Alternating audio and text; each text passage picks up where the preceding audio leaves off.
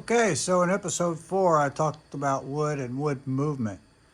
Here I'm going to demonstrate. I'm going to resaw this piece of 5/4 maple in half, and you will see the effects of cutting the wood. There we go.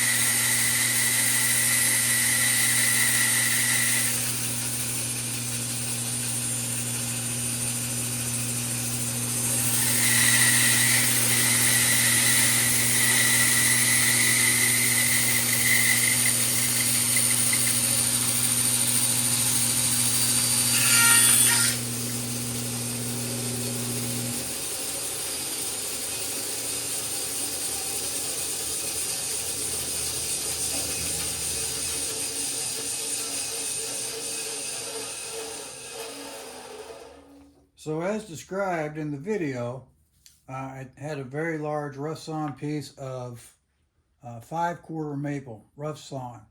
I cut it into my smaller segment by length and rough width, and I've let that rest for a few days. I took that and I milled, i.e. I jointed this face and then jointed the bottom edge so that I could run it square through this bandsaw to perform the resaw action.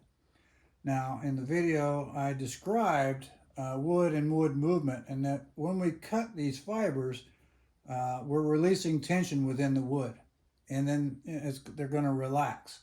So as you can see, I've taken a mostly square board, I ripped it in half, and look how much it's moved. This is all of this flex. So when I cut those fibers, they relaxed and deformed. So these are technically worked now. And I'll let these rest for a few days, several days, and then I will mill them down to their final dimension. Hope that helps.